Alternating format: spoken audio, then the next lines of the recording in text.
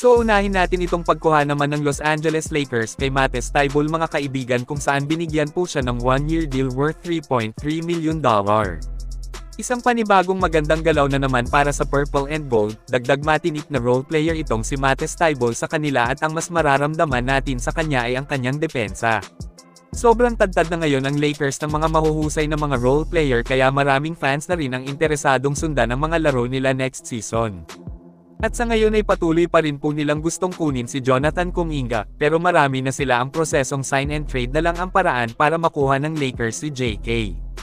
May report na $20 million per year ang gustong kontrata ni Kuminga sa Lake Show kaya medyo malabo na tumuloy ang Lakers sa kanyang demand. Pero tingnan pa rin natin. Yung Cleveland Cavaliers naman interesado din silang kunin si JK, kukunin nila si Kuminga kung hindi nila makuha si LeBron. Well, tingnan na lang natin kung sa anong team maglalaro si Kuminga sa susunod na season. Kayong mga kaibigan, ano ang masasabi nyo sa dagdag na Matisse Thybulle na naman sa Lakers? At anong masasabi nyo kay Jonathan Kuminga? Mag-comment lang po. Sa kabilang banda naman, Patrick Beverley sumabay sa mainit na storya tungkol kay LeBron James kung sa anong team maglalaro ang tinaguriang The King next season. Kung saan sinabi po ni Pat Bev na ngayong araw na nga daw po magdedesisyon si LBJ kung anong team ang mapili niyang puntahan para ipagpatuloy ang kanyang career sa liga. Ngunit mismong agent na ni LeBron kanina lang po ang nagsabing no timetable pa para sa desisyon ng The King. Ibig sabihin walang sino man ang nakakaalam kung kailan mag-aanunsyo si LBJ sa kanyang napiling kupunan. Sa madaling sabi, mas lalong pinainit lang ni Patrick Beverley ang usapan tungkol sa 4-time Finals MVP. Kayong mga kaibigan, ano naman ang masasabi nyo dito? Mag-comment lang. Bago tayo magpatuloy ay subukan nyo pong maglaro sa NotGo, hindi ito isang sugal, hindi mo kailangang maglabas ng kahit isang sentimo na puhunan para kumita mga kaibigan. Magsipag lang sa paglalaro, gawin ang daily task na hinihingi ay kikita ka kahit nasa bahay lang. Ang maganda sa NotGo ay mabilis ang pag-withdraw, hindi kagaya sa ibang laro. I-click lang ang link na nakapin sa comment section. Maraming salamat po.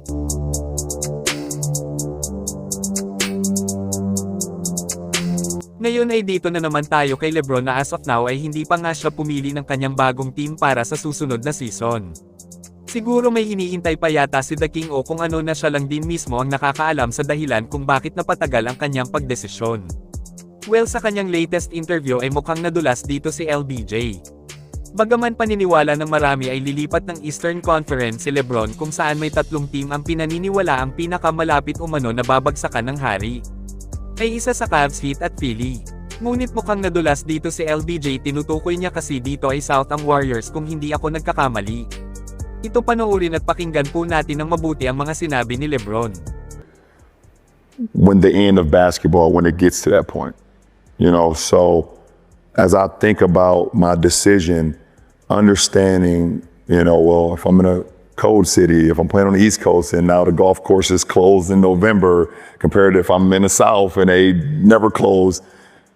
Cold city, if I'm playing on the East Coast and now the golf course is closed in November, compared to if I'm in the South and they never close.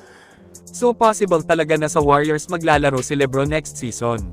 At naglabas na kanina ng 3 home game schedule ang GSW para sa susunod na season. Sa October 6 yung unang laban nila kontra Lakers sa Chase Center, kung matuloy si LBJ sa Dubs ay ang kanyang former team agad ang makakalaban niya. Perfect debut ito for sure, aabangan ito ng napakadaming fans. Kayong mga kaibigan, ano ang masasabi nyo kung matuloy si LeBron sa Golden State? I-comment lang po yan sa ibaba at akin pong babasahin yan.